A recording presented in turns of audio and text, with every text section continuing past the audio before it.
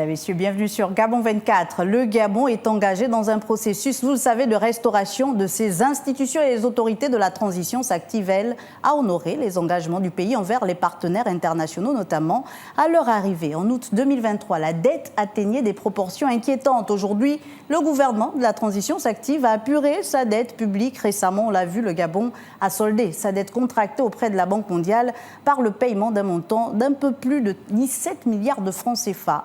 Analyse des efforts de remboursement de la dette sous la transition. C'est la thématique de ce plateau spécial dans lequel je reçois Nicole Janine Roboti, épouse Mbou, et Jean-Marie Orandara, tous deux anciens ministres de l'économie au Gabon. Bienvenue, madame et monsieur le ministre. Merci. C'est un plaisir de vous avoir sur ce plateau parce qu'on connaît votre expertise sur la question. On sait que vous avez géré à un moment donné cette question. Mais la première question que j'ai envie de vous poser, c'est à combien se chiffrait le montant de la dette au 30 août 2023 ? Madame le ministre. Alors la dette du Gabon au 31 décembre 2023 se chiffrait à 7 081 milliards de francs CFA. 7 081 milliards de francs CFA. Et dans cette dette, nous avions une quote-part importante de la dette extérieure, à peu près 60%, oui, et 40% de dette intérieure. C'est énorme, monsieur le ministre. La question qui vient juste après, c'est de savoir comment on est arrivé à atteindre des proportions aussi importantes de la dette publique au niveau du Gabon. Marielle, sachez que la dette cumulée d'un pays, c'est un processus de long terme. Et le processus prend naissance à partir du tout premier gouvernement. Oui. Et vous savez, lorsqu'on passe de gouvernement en gouvernement, vous héritez du passif oui, et vous êtes obligé de l'assumer. Et nous sommes arrivés à ces niveaux parce que justement, à un moment donné, nous n'avions pas été à mesure de rembourser concomitamment au niveau de nos engagements. Vous savez, lorsqu'on s'engage à rembourser un certain montant, il faut savoir y tenir. Si on ne tient pas, oui, il arrive que vous accumulez. Et l'accumulation des arriérés fait en sorte que celui à qui vous devez, lui, n'oublie pas sa dette. Bien lui, sûr, il comptabilise. Et le principal est toujours là, mais les intérêts augmentent et font en sorte que le niveau de remboursement ne fait que s'accumuler. C'est un peu ce que vulgairement on peut appeler les effets du tas d'immondices.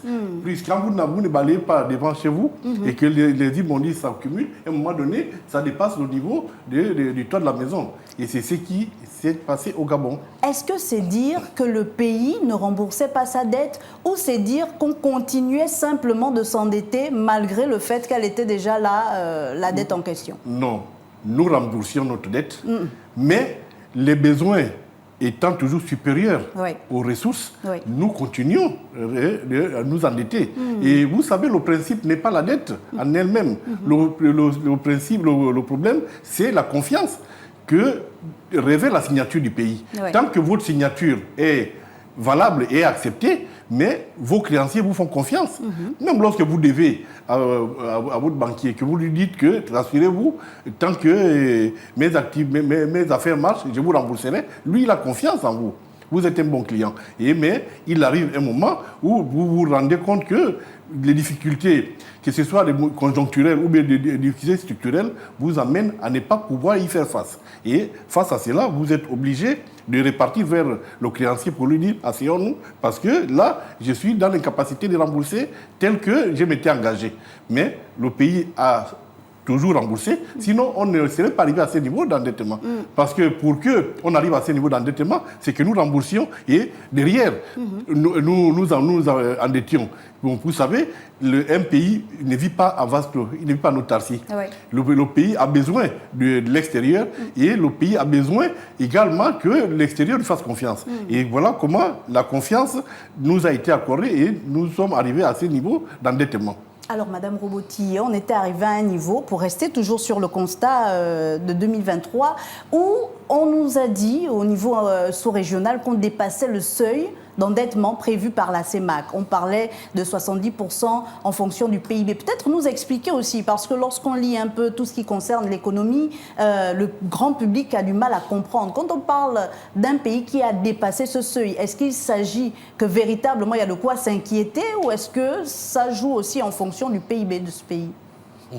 Non, pas du tout. Ce qu'il faut comprendre, c'est que la dette, c'est tout un processus. Oui. Et pour qu'un pays s'endette dans la sous-région, nous avons des normes qui sont édictées par les autorités de la CEMAC. Alors, il y a on va dire des seuils qui ont été définis pour chaque pays parce que nous sommes des pays en voie de développement. Oui. Donc, nous devons contrôler notre endettement. Le seuil qui a été fixé, c'est tout simplement pour demander au pays de commencer à mener des réformes structurelles en profondeur. Lorsqu'on a atteint le seuil de 71% au 31 décembre 2023, il était urgent de voir quelles sont les réformes qui peuvent permettre de ramener ce taux-là à un niveau raisonnable. Mais ça ne veut pas dire que lorsqu'on s'endette à un niveau de 71%, qu'on a atteint ce seuil et qu'on ne doit plus se rendetter. Ce qui est important, c'est de savoir avec quoi ou quelle a été l'utilisation de cette dette. Et c'est la grande question qu'on veut vous poser. Est-ce que finalement, on s'est endetté pour s'endetter ou on s'est endetté pour des projets structurels finalement? Alors, si je veux le dire en toute humilité ici, oui. Nous avons eu la période donc avant la transition. Et aujourd'hui, après 18 mois, nous pouvons voir ce qui est fait avec l'endettement. Alors, il faut quand même comprendre que nous avons hérité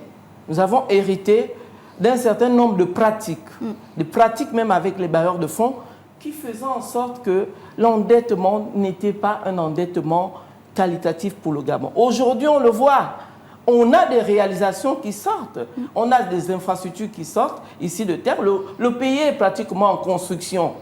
On s'endette. Est-ce que c'est une mauvaise dette? Je ne crois pas. Je vous prends l'exemple du complexe Émeraude. Par exemple. L'État payait près de 30 milliards de francs des charges locatives à des propriétaires. Aujourd'hui, le gouvernement de la transition et le président de la République a pris la pleine mesure de ce que nous ne devons pas dépenser pour dépenser. Donc aujourd'hui, nous avons la construction de ce complexe qui va faire en sorte que l'État puisse économiser ces 30% et les allouer à d'autres dépenses, telles que les dépenses sociales.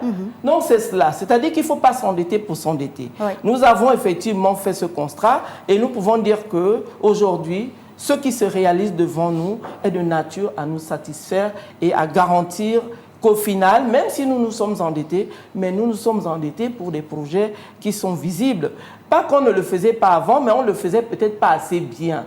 On doit reconnaître, quel que soit ce que nous faisons, il faut avoir cette critique objective qui permet d'avancer. Pourquoi s'endetter? Aujourd'hui, il y a certains dans l'opinion qui pointent du doigt aussi les autorités de la transition en disant « Oui, on nous a dit qu'au départ, on avait apuré une partie de la dette, mais on a l'impression que durant la transition, on a encore alourdi cette dette. » Est-ce que finalement, lorsqu'on s'endette, il ne faudrait pas également penser à un retour sur investissement? Vous savez, faire un procès de personnes qui sont au charbon, c'est très facile. Et nous qui avons été à cet endroit en tant que premier responsable des ministères de l'économie et des finances, je trouve souvent cette critique un peu maladroite. Je ne veux pas être beaucoup plus méchant, parce que lorsque l'on s'endette, c'est que quelque part, il y a un besoin réel. Oui. Personne ne va s'endetter pour aller s'amuser avec l'argent du contribuable. Lorsqu'on s'endette, c'est qu'il y a un besoin, notamment un besoin d'investissement. Mais il arrive qu'on fasse des investissements qui ne produisent pas tout de suite. Les effets escomptés, oui. Et il y a des investissements qui ne produisent pas tout de suite, qui vont produire à moyen et long terme. Et le contribuable ou bien le commun des mortels qui ne comprend pas pourquoi a-t-on fait une route, par exemple, Port-Gentil, Omboué, ou bien Libreville, Franceville, Libreville, Cap-Esterias, ne comprendra pas pourquoi on a fait la route. Parce que cette route, en tant que telle, les gens diront que ça ne rapporte pas grand-chose. Mais peut-on nous déplacer sans la route? Est-ce que la route que le CTRI a fait pour désenclaver tous nos quartiers, c'est une mauvaise chose. Je dis que c'est une très, très, très bonne chose. Parce que là où tu ne pouvais pas rentrer hier avec ton véhicule, aujourd'hui tu arrives jusqu'à ta porte, vous ne pouvez pas évaluer ça en termes de coût tout de suite. Mais vous l'évaluerez lorsque vous verrez que vous ne changez plus les pneus de votre voiture, vous ne changez plus vos amortisseurs tous les jours, vous ne lavez plus la voiture tous les jours. Ça, c'est inestimable. Ça, c'est la première chose. La deuxième chose, c'est que lorsqu'on s'endette, on s'endette pour satisfaire la population. Et cette satisfaction de la population n'est pas souvent en corrélation avec la satisfaction du bailleur. Parce que le bailleur, lui, n'oublions jamais que ce n'est pas des philanthropes. Ce ne sont pas des philanthropes. Les bailleurs, ils vous prêtent pour qu'ils puissent avoir un retour sur son argent. Oui. Mais lorsque vous êtes dans la difficulté, comme c'est souvent le cas, où vous attendez des ressources et ces ressources ne viennent pas à temps, mais vous n'êtes pas obligé de rembourser tout de suite. Là, vous êtes obligé de repartir vers le bailleur pour lui dire « Fais-moi confiance. À ce moment, je préfère faire l'hôpital parce que j'ai des malades qui meurent. Je préfère construire une école parce que j'ai des enfants qui apprennent à même le sol. Je préfère faire la route. » Et ça aussi, c'est ces dialogues qui a souvent manqué avec nos bailleurs. Moi, je crois qu'on ne s'endette pas pour dilapider les fonds. On s'endette, et ça, le CTRI nous l'a démontré, on s'endette pour les besoins urgents des populations, besoins en eau, besoins en électricité, nous avons passé combien de mois sans électricité ici, mais vous avez vu l'effort qui vient d'être fait. Aujourd'hui, dans quelques jours, ça va être du passé. Donc, ce qui veut dire qu'il y a un effort qui est fait, mais cet effort, on ne peut pas le quantifier au quotidien si on ne vit pas les problèmes au quotidien. Je ne connais aucun pays au monde qui s'est développé avec son propre budget. Je ne connais aucun pays au monde. Et pourtant, j'ai creusé. Tous les pays développés sont des pays endettés, voire surendettés. On parle actuellement, Madame le ministre, des efforts consentis par les autorités de la transition. Déjà, on aimerait savoir, vous nous avez planté le décor, plus de 7 000 milliards de dettes en 2023. Aujourd'hui, exactement, est-ce qu'on a des chiffres? Combien on a remboursé durant cette période de la transition? Et quelle était la dette qu'on a remboursée finalement? Alors, ce qu'on peut dire, c'est que depuis que les autorités de la transition sont arrivées, en 2024, on a remboursé près de 1 200 milliards de francs CFA. Et depuis le début de l'année, on a remboursé 294 milliards, dont les 17,9 milliards qui ont été remboursés à la Banque mondiale, les 31 milliards à la Banque africaine de développement, 3 milliards à l'AFD et bien d'autres créanciers. Mais il ne faut pas oublier également que nous sommes engagés sur les marchés financiers. Oui. Il y a eu un effort de remboursement, de reprofilage de cette dette. Et j'allais poser la question sur l'eurobond. Voilà, qui a été racheté aujourd'hui. Donc c'est vraiment louable. Vous savez, au 16 juin 2025, on devait avoir une échéance sur le marché financier international. Oui. Les autorités ont pensé qu'il fallait absolument racheter cette dette pour anticiper cette pression pour les États. Parce que les États ont des pressions à chaque fois qu'on arrive au terme d'un eurobond qui constitue une somme d'argent importante sur le marché financier international. Donc, ce sont des efforts louables. Le CTRI, avec toutes les équipes du ministère de l'économie, ministère du budget, ont mis en place cette stratégie de gestion active de la dette. Ça veut dire qu'il fallait aller anticiper sur le rachat de cet eurobond pour qu'en juin, nous n'ayons pas ces problèmes. Beaucoup d'observateurs avaient quelques craintes. Et aujourd'hui, on peut dire que les bailleurs de fonds, en voyant la confiance qui est accordée aujourd'hui au Gabon, indépendamment de la note. Vous savez, la notation des pays africains est également différente de la notation des pays développés. Nous avons une notation qui est plus sévère. Nous sommes, vous savez, nous sommes, non seulement le fait que nous soyons en transition, voilà, c'est déjà un critère qui ne milite pas en notre faveur. Et c'est la raison pour laquelle les autorités ont fait en sorte qu'on puisse raccourcir le délai de la transition pour qu'on soit à 19 mois et qu'on sorte de cette situation qui n'est pas du tout confortable. Et en même temps, nous voyons tout ce qui se fait au niveau des ministères financiers, le dialogue avec les partenaires, les bailleurs de fonds. Tout ça est de nature à rassurer les bailleurs de fonds. Mais il n'y a pas que les bailleurs de fonds internationaux. Il y a également les entreprises. Les entreprises nationale. Donc, oui. sur la dette intérieure. La dette intérieure a été également payée. Oui. On parle de l'ordre de 50 milliards qui ont été payés depuis que les autorités sont là. Mais ces 50 milliards sont réinjectés par ces entreprises à travers les commandes, à travers la demande, à travers l'investissement. Et ce qui fait qu'il y a des emplois qui se créent. Ce qu'il faut savoir aujourd'hui, c'est que tous les chantiers que nous voyons là, j'ai suivi le président de la transition la dernière fois, qui disait que nous avons même des pénuries en ciment, nous avons des pénuries en fer. Ça démontre la vitalité et la renaissance, on va dire la relance de cette économie-là qui se met à pouvoir revivre. Là derrière, vous avez les emplois parce que tous ces chantiers-là vont induire l'emploi. Il y aura d'abord un investissement, la consommation qui va augmenter et puis, en final, on a l'emploi. Donc, il faut absolument qu'on élève ce débat-là et montrer à nos partenaires que nous sommes sérieux dans le remboursement. Donc, l'engagement pris par les autorités, nous soutenons cet engagement pour apurer la dette. Il se dit dans l'opinion que si on a anticipé l'élection, c'est parce que on avait la pression des bailleurs de fonds vis-à-vis des financements qu'il n'y aurait plus au niveau du Gabon pour poursuivre certains chantiers à l'arrêt. Quelle est votre analyse, M. Orandara, par rapport à ces assertions? Je m'inscris en faux sur ça, pour une raison simple. Déjà, elle vous l'a dit, la notation des instituts de notation, notamment Moody's, Fitch Rating et autres, se base sur d'autres critères que le critère purement économique. Parmi ces critères, il y a un critère appelé la démocratie. Bon, je ne sais pas la définition qu'ils prennent, mais moi je crois qu'anticiper, comme cela a été fait. Tout à l'heure, ma collègue disait que le Gabon s'est inscrit sur la gestion active de la dette.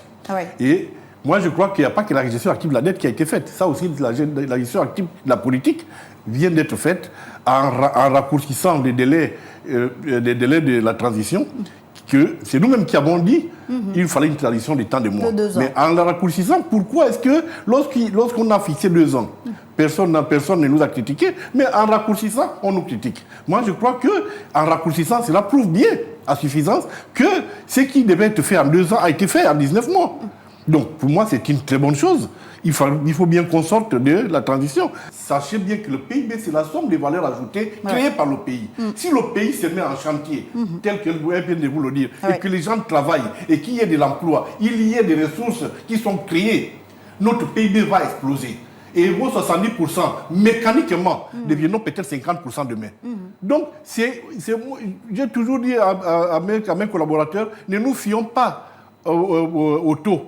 Fions-nous plutôt à la restructuration de notre économie. Et à la création de la richesse. Oui. Si nous créons de la richesse aujourd'hui, nous oublions, même vous oublierez demain que nous étions à 71%. Alors, peut-être pour terminer, Madame, Monsieur le Ministre, on a récemment eu la visite des bailleurs de fonds. On l'a vu, comme vous l'avez dit, Madame Roboti, Monsieur Orandara, le président de la transition qui est allé visiter les chantiers, la cité Émeraude, la cité de la démocratie, la baie des Rois. Et on a ces bailleurs de fonds qui ont accepté d'accompagner finalement le Gabon au-delà de la transition. On aimerait savoir quelle est votre analyse finalement de cette situation. Est-ce que cela vient rassurer aussi par rapport à cette situation d'endettement, par rapport à la situation économique du pays, Madame Roboti?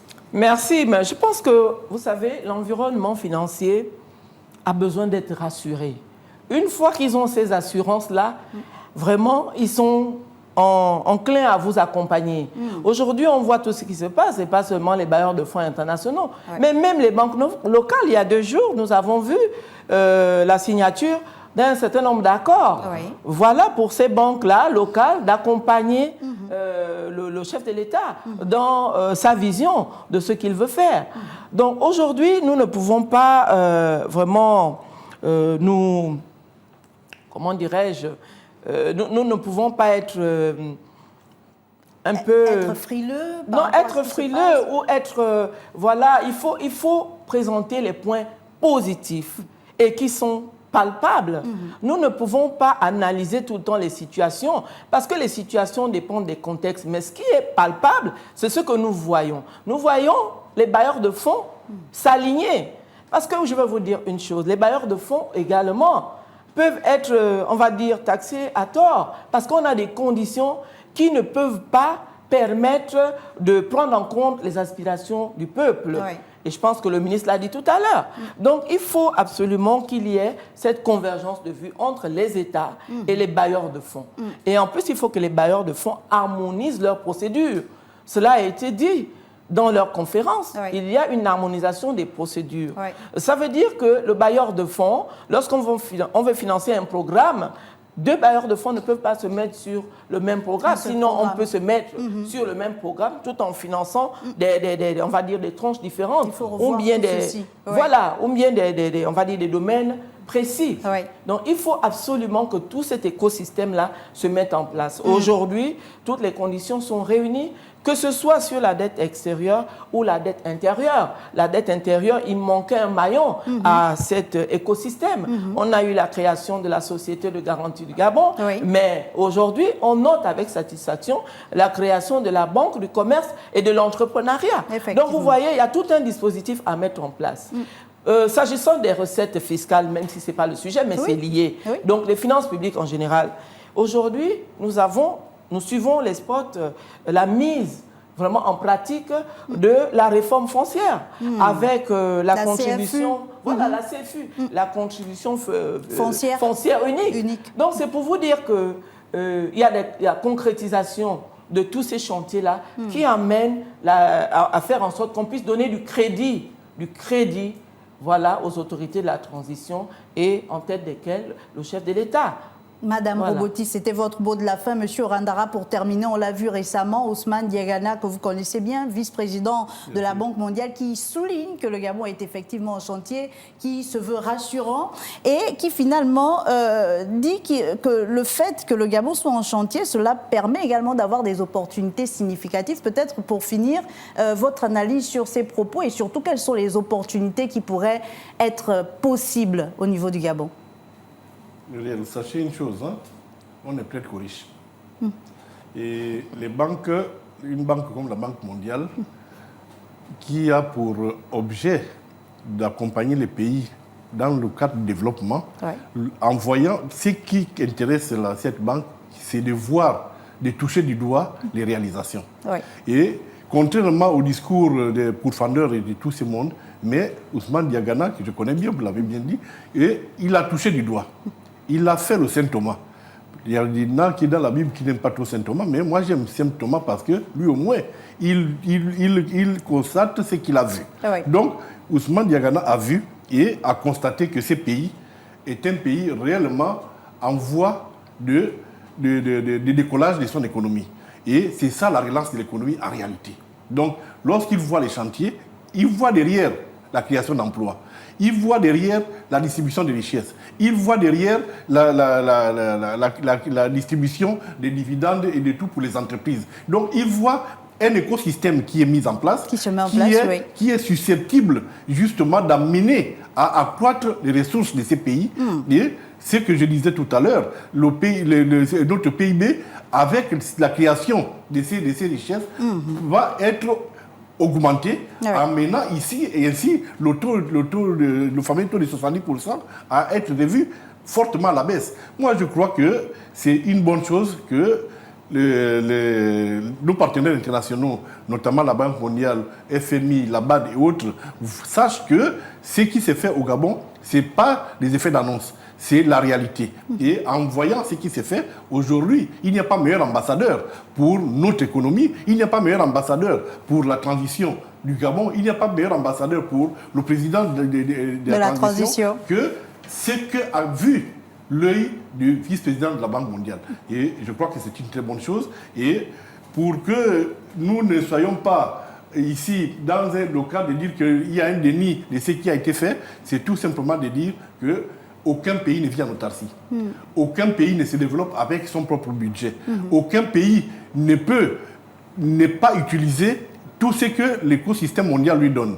Et la dette, c'est aussi la preuve que les autres te font confiance et qu'ils veulent t'accompagner pour atteindre les objectifs que tu t'es fixés. La dette, ici, il faudrait que l'on sache que s'il n'y a pas de dette dans un pays, ça peut vouloir dire que soit on ne veut pas se développer ou bien on ne sait pas ce que veulent les populations et que les autres peuvent vous l'apporter. Et sachons aussi une autre chose, aucun pays ne vit pas en autarcie. Il faudrait qu'on se regarde à côté de nous. Est-ce que nous avons l'optimum des ressources qu'il nous faut pour nous développer? Rien que ça aussi. Il y a pas, parce que les gens ne voient la dette que sur le côté de la finance. Oui. Mais la dette aussi, c'est aussi du côté des ressources humaines. C'est aussi des ressources matérielles. Il y a bien d'autres ressources et choses qui rentrent dans la dette. Donc, moi, je crois que ici, quand on vous fait confiance, sachez bien qu'un pays qui s'endette, c'est un pays qui s'enrichit. On le retient, Monsieur Jean-Marie Orandara, Madame Nicole Janine Lydie Roboti épouse Mbou, tous deux anciens ministres de l'économie. C'était un plaisir de vous avoir sur ce plateau de Gabon 24. Le plaisir est partagé. Merci à vous, chers téléspectateurs, d'avoir été des nôtres. Espérons vous avoir édifié quant à ce sujet qui, fait couler beaucoup d'encre et de salive, celui de la dette, du remboursement de la dette. Mais on le voit, les efforts sont réels et palpables par les autorités de la transition et les efforts se poursuivent puisque finalement, le pays a obtenu la reconnaissance des bailleurs de fonds de l'accompagner au-delà même de la transition. On espère vous retrouver très vite avec d'autres invités sur d'autres sujets, toujours sur Gabon 24. Au revoir.